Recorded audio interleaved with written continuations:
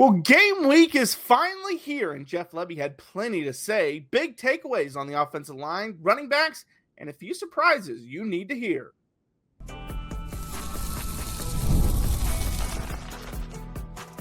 You are Locked On Mississippi State, your daily podcast on the Mississippi State Bulldogs, part of the Locked On Podcast Network, your team every day. Well, thanks for making Locked On Mississippi State your first listen every single day, part of the Locked On Podcast Network, your team every day. My name is Jaron Spor. I'm a national college football writer at Athlon Sports. That's Landon McBride. Game week is finally here. Sure. We got a lot of exciting stuff to talk about. First, we're going to obviously talk about the press conference, but then we got to dive into the depth chart. The first official depth chart was released, so we're going to break that down. Any surprises? You'll have to stick around. Also, we're going to recap the national games. Yes, there were some for week 0 and one really exciting one for sure. And so we'll talk about that to wrap up today's show. But first, let's talk about Jeff Lebby's press conference. And Landon, I made a quick little video yesterday about just kind of recapping what kind of stood out to me. First thing was the offensive line. He talked about it a lot. He said he wanted 5 to 8 guys that were very versatile. Because the question was about Albert Reese. You know, we've talked about him possibly starting at guard. He played guard and some right tackle, but he's listed as the starter at left tackle on the depth chart. And so they asked about him, and he didn't specifically talk about Reese. He just talked about the offensive line in general and wanting to have versatile guys. Yeah, and he did a little bit on Reese. Said they're going to play multiple people there. So it's, we're going to see a lot of moving pieces on that offensive line. Which I don't think we've seen teams really do that. Like, if you have a left tackle that you really like, that's the quarterback's blind side. You usually don't mess with that, but it sounds like he's going to be playing places. Reese will. Yeah, you hear coaches talk about it. You don't see coaches actually do it very often. And occasionally I have seen a few guys when you're playing a team early in the season and you have them overmatched, you'll see them rotate a little more freely just to try to get some guys some actual game experience. But it's not something you see often. And I think it's kind of a bold choice because we're talking about how many new people are on this line and you need to build cohesion. Now, you do need to figure out who your 5 best are before you can really start to build cohesion. So I get it from that standpoint. Find out who your best are, where they're best at, and then look to build it as opposed to kind of forcing cohesion by maybe playing someone who's maybe not be the best at a certain position. Yeah, I don't love it, but I understand. I don't love it in terms of, like you said, you have to build that cohesion. So it'd be good to have a set 5 that every game. Obviously, you might make some tweaks here and there, but pretty much every game, this is your 5. But on the other side, I do kind of like it because last year we didn't have that ability. We did not have the ability to play multiple guys and at multiple positions. So that just tells you like how much better they believe the offensive line is, especially more versatile than it used to be. But he also, was asked about Zach Owens being listed as a starter, and who, obviously just got here, came from Colorado, and he was mentioned in the, we wanted multiple guys and be able to rotate. And then he was asked about Phil Loadholt and the impact he's making early on. And, Landon and I have talked about Loadholt a lot. We really like him. And he said what he's brought is the detail, the toughness, the edge, the physicality. He's coaching guys to play the way he did and the way the position has to be played to give us a chance to win. There's a lot of familiarity between us. We both knew what we were getting, and it's been great to be back together. So he's getting guys that look like him and play like him. That's a good combo. Yeah, that's a great combo. And I've seen it a couple times. You don't see it very often, but occasionally an offensive line coach and the guy calling the plays, offensive coordinator, head coach, whoever it is, they seem to almost be on opposite pages. It doesn't happen very often, but when it does, it completely derails an offense regardless of the level of talent they have. And it's great that they're on 100% on the same page. We think we're starting to see the fruits of the labor of the transfer portal, the development of the guys who stayed from Loadholt, and it's a great step in the right direction for not this season, but the whole, like just the health of this program. Now it's going to take some time. I mean, we've hyped up Loadholt. We've hyped up a couple of these transfers coming in, but it's going to take a little time to build the line because it is a unit, and one weak person can derail the whole unit. And I mean, we mentioned it. They're shuffling guys. They're moving guys. They're going to be rotating. It could take a couple games before we start to see it come together. And I mean, I think it's a matter of time, though, before Loadholt really gets this line just bulldozing people, though. Right, right. And another big takeaway for me was the running back room. You know, we've talked about it as possibly the best position group on the entire team. I believe it is. Yeah. And Booth, Bothwell, and Johnny Daniels all listed as the three guys. Booth and Bothwell have an or next to them on the depth chart. But he was asked, you know, do you just go with the hot hand when you have this deep running back room? Do you just go with the hot hand? We see coaches do that all the time. He was like, well, it's actually a mix. He said the main thing is making sure the right guys are touching the football. Sometimes a guy gets hot and you ride him, but we also don't want one player carrying too much of the load. Splitting carries will be huge. We want fresh, fast bodies, and we've got the depth to do that. And when I read that, there's pros and cons of both. Like, obviously, if a guy has a hot hand, we've seen it where it's just like, man, it's like in basketball. You just keep feeding him, and he just keeps cranking it out. And you move on to the next week, and maybe someone else will have a hot hand next week. Yeah. But on the flip side, because of Lebby's offense and wanting to go such fast tempo and run so many plays, you need these guys fresh. And I talked about it on the video yesterday where I was breaking down the press conference. Fluff is that big, strong, physical running back, and I'm not saying he's not going to play in the first 3 quarters because he's going to play, and he's going to play a lot. But that's the guy you want in the fourth quarter because when everyone's tired and now you've worn them down because of your tempo and stuff, it makes it that much harder to tackle Fluff Bothwell. Yeah, and we've kind of mentioned a little bit how Lebby will kind of veer into coach speak a little bit too much sometimes. And that answer kind of dripping with coach speak. But it's also kind of exactly what you want from that answer. Because, yes, you are going to ride the hot hand, but you got to keep people fresh. And not just for the game, for the season. Running backs get worn down. That position is a beating, especially in the SEC, with those massive bodies on the defensive line, those big linebackers and the safeties that are going to hit you hard. You're going to get worn down. So having 2, 3, even 4 guys that you can rely on to get you good carries throughout a game in a season is going to be huge long term. And yeah, Fluff, I expect to see him early in the game, a lot on short yardage or kind of in power sets. And then probably get a heavy dose of him in the fourth quarter. And it would be interesting to see if someone tracked us if we mentioned Phil Loadholt or Fluff Bothwell more. Right. Another thing, like, just want to point out, I don't know if it's just they're not listing 4 running backs or if he's still there, they don't want to play him, but Seth Davis is not listed on there. Only, like I said, only 3 running backs, Booth, Bothwell, and Daniels are listed. But yeah, so a lot of good things came out of that press conference. It was a really short one. It was like 11 minutes long. Yeah. Lebby is very short and to the point. He did talk about Southern Miss a little bit. Obviously, they are a completely new team. We talked about them being one of the lowest in returning production. Basically, if people remember, Marshall's head coach left, took the Southern Miss job. Pretty much everyone from Marshall entered the portal. I think everyone entered the portal, if I remember correctly. It was that crazy story. Yeah. A lot of them went to Southern Miss, if not all of them. And so he was even asked, like, did you go watch Marshall last year, basically? And he was like, basically he said, yeah, they had to a little bit. And then, you know, there's a lot of unknowns out there. Because he said you'd think there'd be some carryover, but people study themselves constantly. Week 1 is always a little bit up in the air. He said their offense coordinator didn't call plays last year, so you have to go back a couple of years to see that tape. So yeah, I mean, there's some new challenges that it's going to present, but they could just go back and watch a lot of Marshall, basically. But yeah, every year there's new wrinkles, new tweaks, new things like that are going to pose challenges for teams. Yeah, I think I saw somewhere that they expect, I think it was like 7 or 8 starters from Marshall last year to be starters on the team this year. And yeah, there's a lot of moving pieces. You never know exactly what a team's going to be. Coaches reinvent themselves. It's how they stay, you know, at the top of this incredibly competitive position, you know, over and over, is by changing. My favorite quote from Lebby was like his last thing. Just like, I want to see us play with effort, incredible physicality, and go execute and play clean. We talked about it. That's how we will win, and that's playing winning football. Yeah. I mean, yeah, if you go out there and you don't beat yourself and you play hard, you're going to win 3 of these first 4 games, and it's going to keep you in the rest of them. Yeah, and I went through and counted 21 players are from Marshall on Southern Miss next year.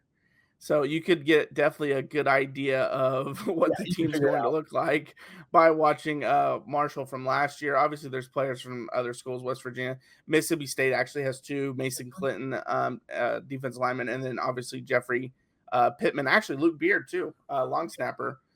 Missed him on here. But Jeffrey Pittman had 268 yards and 1 touchdown rushing in 2023. He's transferred over there. So couple of former Mississippi State players also on Southern Miss. But yeah, it's exciting. Game week's finally here. Almost there. Yeah, almost there. All right, we got to talk about the official depth chart. Is there anything that surprises us? For me, there is a couple things, but we'll talk about that next. August 26th, that's today, is officially FanDuel Futures Day, a brand new holiday for football fans who live for bold predictions and preseason hunches. For just 24 hours, FanDuel is giving you deals on NFL season predictions. So whether you're calling your MVP, eyeing a long shot division winner, or ready to crown your Super Bowl champ before week 1 even kicks off, this is your moment. If you're going to take a flyer on the MVP race, my pick, Joe Burrow. I've said many times, I think the Bengals are going to have a bad defense, although Trey Hendrickson signing back is a massive get for them. But I think they're still going to have a bad defense. They had a bad one with him last year, and so I think Burrow's going to put up a lot of yards. And you also could throw in maybe Jamar Chase for Offensive Player of the Year because he's probably going to have a massive year as well. My champ, I'm going with the Ravens. I've said it. I saw a stat where they were like top 3 at every single position. They're only team like that. Number 1 ranked roster. I just think it's the year they finally get it done. My dark horse, let's go Dallas Cowboys and Dak Prescott. Everyone's talking about the Commanders and the Eagles, rightfully so. I think the Cowboys might surprise some people. Visit the FanDuel app today and start planning your futures bet now because Futures Day is one day and one day only. FanDuel, play your game.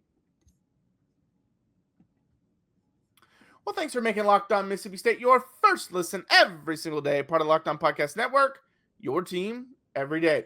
Real quick, we have an important request. Locked On wants to hear from you. We've put together a survey to learn more about our listeners and make your favorite podcast even better. This is your chance to tell us what you like, what you don't, and answer questions about our advertising.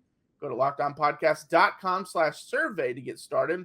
Everyone who completes a survey will be entered for a chance to win one of 10 $100 Amazon gift cards. Again, that's lockedonpodcast.com/survey. You can also find the link in the show notes. Thanks for helping us out. All right, Landon, depth chart was released. So first official depth chart. Was there anything that surprised you by it? The amount of oars. Yeah, a lot of oars. The amount of oars on this depth chart is crazy. I do think the one that kind of surprised me, just when you look at it and then you compare it to Levy's comments, there is no or next to Albert Reese, but he talks about how they're going to play multiple left tackles. Right. I found that interesting, but outside of that one, I think the one that shocked me was defensive end. We've heard Will Whitson was standout, and he's listed as an or. That's the big one that jumps out from actually. With Deontay Anderson. Yes, that's the big one to me.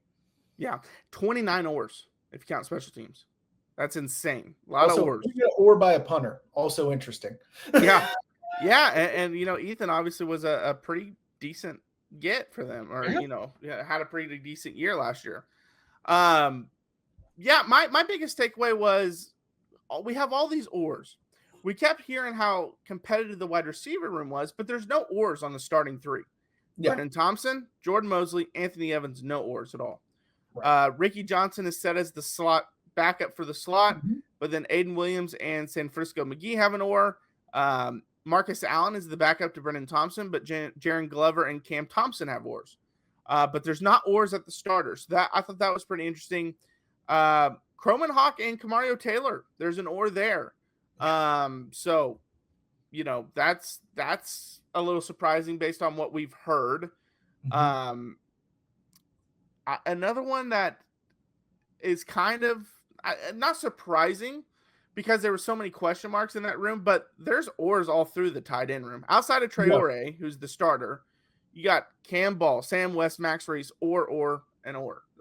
So there's a lot of competition still going on there, apparently. Yeah, and I think that one, too, is a little bit of a matchup kind of thing. Like some of those guys are a little bit better blockers, some are more the receivers, so it kind of depends on the situation, who is technically the 2 or the 3. So that one, I really get the wide receivers. It didn't really surprise me that those three came out on top. I mean, we kind of knew No. those were the top three and that there was not an or. Not surprising. The only other thing, Cannon Boone. Yeah, which he was a guy that kind of came on late that we've been hearing about. And going into the fall, he was listed as a guard.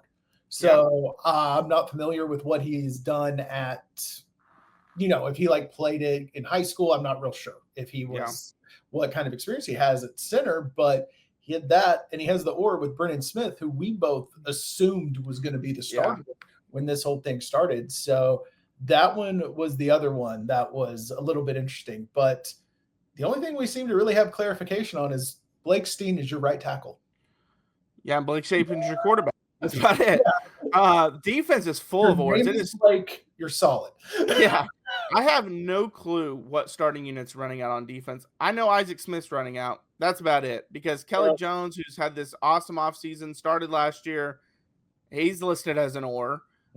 Jet Jefferson, who we had heard has played really well, he's listed as an or. Jalen Smith is back up to Nick Mitchell, listed as an or with Fat Force. So, and we had heard all this great stuff about Jalen Smith. Zachary Tillman, someone that Landon likes a lot, has an or. And then you mentioned Will Whitson. That was a really surprising one because we've heard how dominant he's been, and he's got an or next to him.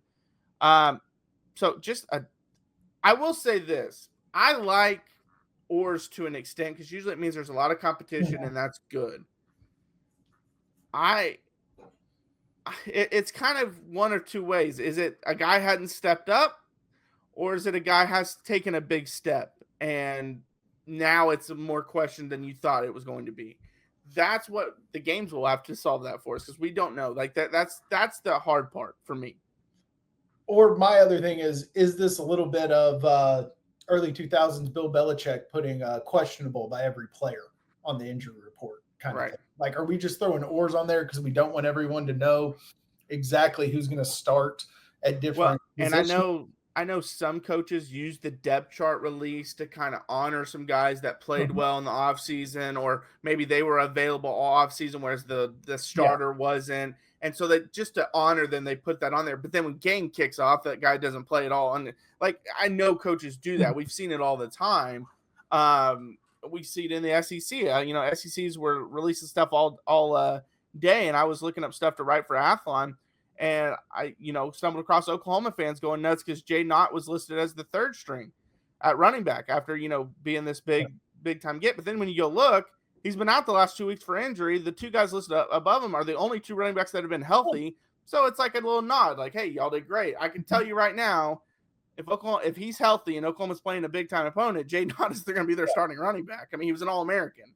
So it's just coaches do that stuff. And I think it's frustrating for us. The or kind of was about 4 or 5 years ago is when we really started to kind of see it. And it was always the legitimate question, the legitimate battle that you needed actual game film to decide. Now it just seems that every coach throws an or. As gamesmanship. They don't want the other team to know, this is what I'm going with. Because, we were texting earlier going through all these different depth charts when we saw how many ors were on Mississippi State's. We went through some others and checked. Auburn's, we went through a couple. By far, my favorite is Oklahoma State's running back room. 5 running backs listed, all with an or. Yeah. Like, what are you doing there? Did you not practice? Like, what are we? Right. I don't know. It's, like I said, I get it for certain legitimate battles, but for this many positions to have an or, it's either you don't know what you're doing or it's gamesmanship, and you've given us not a lot. Well, and until they make it like you have to do it without putting all these ors, coaches are just going to do it. And they don't take it serious because they know. And again, the depth chart is for us. It's for us. We know come game day, like, they don't have to go off anything that they put out. Right. I mean, I've seen it where they put a guy as a starter, and then we go to the game, and that kid didn't play at all. And it's like, he's healthy, and they say after the game he was healthy, he just didn't play. And it's like, but you list him as a starter. Like, coaches do that stuff all the time. I don't really care. I just find it, like, annoying because I always get excited for the depth chart release. And then you see 19 ors, and it's kind of like, I knew this already. Yeah. Like, so there we are. It's fun though. Yeah, it's fun. All right, so 10 teams were in action this past weekend. What all took place? We'll break that down. Coming up next.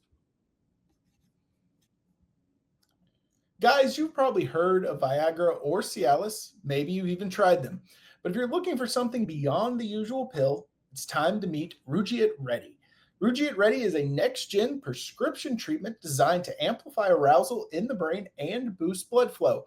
Unlike the usual pills that can take hours, Rugiet's 3-in-1 formula dissolves under your tongue and kicks in fast, on average in 15 minutes. And effects can last up to 36 hours, so you can stay confident and in control when the moment is right. And if traditional options haven't worked, Rugiet might be the answer. Over 150,000 men have already made the switch, and it's completely online. Rugiet connects you with a board-certified doctor and ships your treatment discreetly to your door. And you can even read real customer reviews on their site. It's helping a lot of people feel more confident and present in the moment. So head to rugiet.com/lockedoncollege and use code lockedoncollege to get 15% off today. That's rugiet.com/lockedoncollege and use promo code lockedoncollege for 15% off. Individual results may vary with prescription treatment. Compounded drugs are permitted to be prescribed under federal law, but are not FDA approved and do not undergo FDA safety, effectiveness, or manufacturing review. Please visit Rugiet website for full safety information. All right. Well, thanks for making Locked On Mississippi State your first listen every single day, part of Locked On Podcast Network, your team every day. All right, Landon, like I said, 10 teams were in action this past weekend. The headline of the weekend was Farmageddon over in Ireland. Number 22, Iowa State knocks off Kansas State. Number 17, Kansas State, 24-21. UNLV in the Dan Mullen era is underway. Had a little bit of a scare. Idaho State almost knocked them off, 38-31 right there. And then Kansas looked dominant. Jalen Daniels was incredible in that game, 31-7 over Fresno State. EJ Warner, son of Kurt Warner, the quarterback for Fresno State. Sam Houston and Western Kentucky played. Western Kentucky won 41-24, and Hawaii with the 23-20 upset over Stanford. Every single home team won except for technically Kansas State was the home team in Ireland. They lost, but outside of that, every home team won. Yeah, it was a pretty fun week for week zero. A lot of times week zero is a lot of snores, but I mean, when you get a top 25 matchup in Ireland, that's a cool game. That was a crazy game. It was a crazy game. Because the weather was terrible. No one could hang on to the ball. Yeah. The field was terrible. Wisconsin's dad and brother enjoyed it very much. Yeah, the fight now after the game. The field was terrible. I don't want Mississippi State ever to play out there just because, and it's been an issue multiple years. It rains a lot out there. It rained, it poured. They had to have them repaint the field because you couldn't see the lines, and you still couldn't see the lines. After they repainted them, it was bad. But a great game, but bad. Yeah, real bad, but great game. Like you mentioned, Kansas looked great. Jalen Daniels looked like he was back. Jalen Daniels, yeah. I mean, he looked back, and then and Alex Orji looked like Alex Orji, meaning he can't throw. That was all he could do is run. That fumble into the end zone. It's like that's the one thing you're like really good at is running the football. And you can't even do that right. You can't do that. Right. That Hawaii Stanford game ended up being like the big dramatic win with that last field goal at the end. The Frank Reich era not going well for Stanford, and they legit could go 0-12 this year. Yeah, they play BYU next at BYU. That's probably a loss. Boston College is probably a loss. At Virginia is probably a loss. San Jose State is maybe the only win. Because then it's SMU probably lost, Florida State probably lost, Miami, Pittsburgh, North Carolina, Cal, Notre Dame. Yeah, they legit could go 0-12. They don't beat San Jose State.